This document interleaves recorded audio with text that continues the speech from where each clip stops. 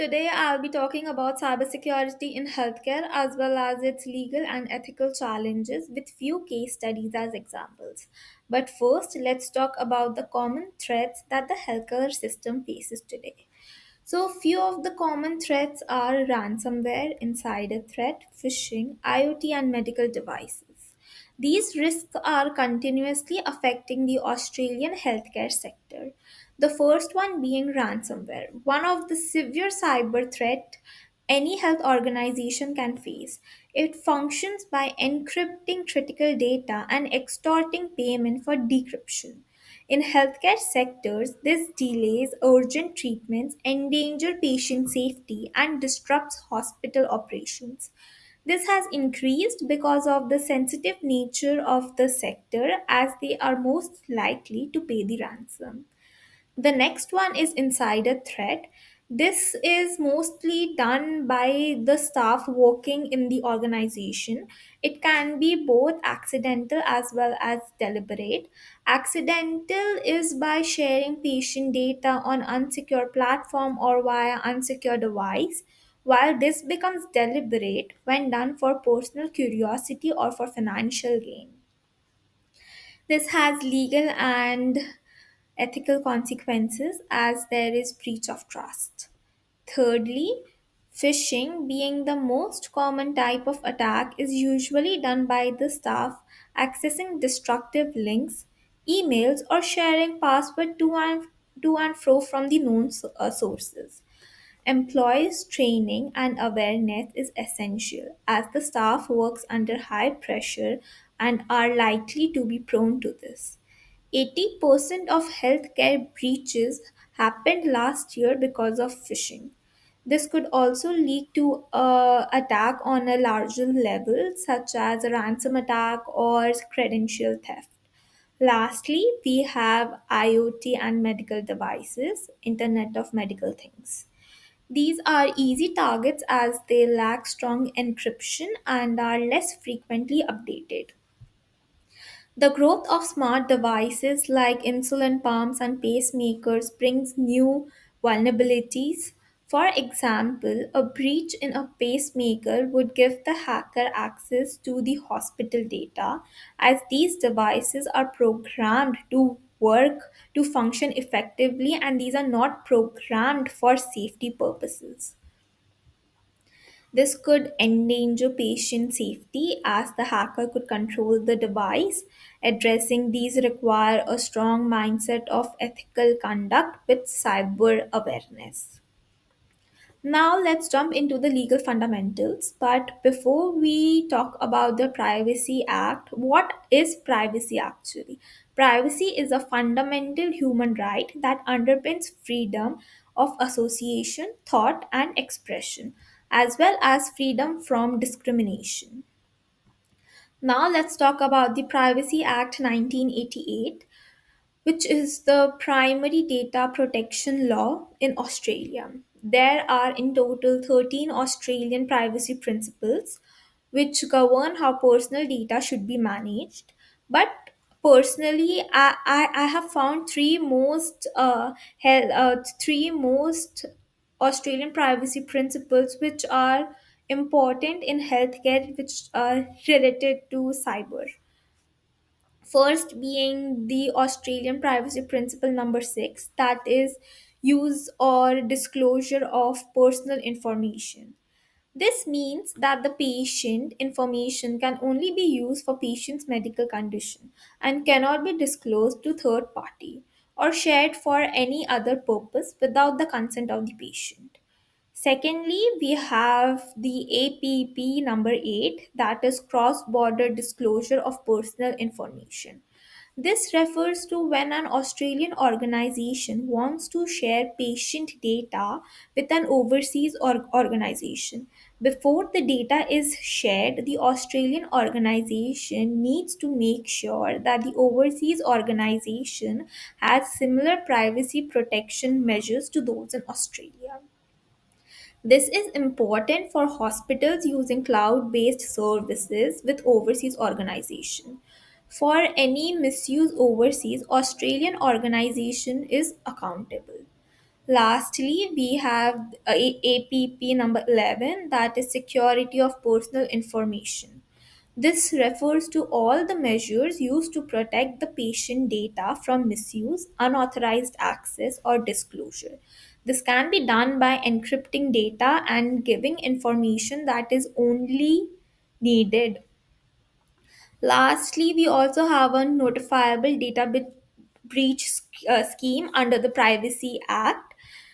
This is this means that this results to a breach resulting in serious harm. Both the office of the Australian Information Commission and the affected individuals are to be notified in this. Now let's talk about the My Health Records Act 2012. This act regulates My Health Record, which is Australia's online health record system. The platform serves as a centralized digital hub that includes an individual's medical data. Though it makes patients' information easily accessible, it includes cybersecurity and privacy risk that's where the My Health Records Act 2012 comes in. This act implements this act first implements a few It first implements access to My Health records of an individual is only given to the care team members. Civil and criminal penalties can be implemented under Section 59 in case of breach of the above. Secondly, the Act enforces system monitoring and governance. This means that both the patient and the healthcare provider can track the action. Lastly, an individual can decide which information is accessible to whom by changing the privacy settings. If no changes are made, then by default, all information becomes accessible to the care team. These acts ensure legal as well as ethical boundaries. Privacy Act ensures ethical collection, usage and storage of the data, while the My Health Records Act ensures direct control by giving patients an extra layer of protection. Now let's talk about AI. Artificial intelligence is reshaping the healthcare sector enhanced enhanced threat identification and incident response. Cyber threats like phishing and ransomware can be detected as AI enabled platforms can analyze data in real time. Incorporating AI raises ethical and legal challenges since AI makes decisions regarding patient sensitive information. Issues like accountability, algorithm fairness, and data privacy arises. Adhering to Privacy Act and My Health Records Act ensures privacy rights and sustains confidence. Thus, implementing a balance between legal and ethical responsibilities is required. Now, let's see a few of the cases that happened in the last few years. The first one is Medibank. I'm sure everyone knows about this since it was the worst ransom attack Australia faced. In 2012, Medibank faced a ransom attack which compromised almost 10 million customer data. This happened because Medibank failed to implement reasonable security measures. Medibank declined to pay ransom, which raised ethical questions. Then in 2024, OAIC took regulatory actions, resulting in a lawsuit under the Privacy Act 1988. The next one is Medisecure. Medisecure is Australia's national electronic prescription service provider.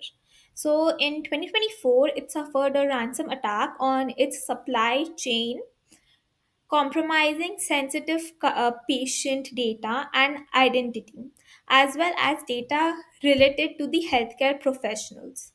This highlights the importance of increased vendor responsibility and end to end encryption. The Department of Home Affairs declared this as a major national cybersecurity event, Breach happened through systems connected to my health records. This accounts to extend legal accountability to third party vendors.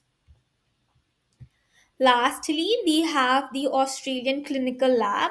So in 2023, Australian Clinical Lab suffered a breach through third party vendor, where almost 22500 patients medical numbers as well as pathology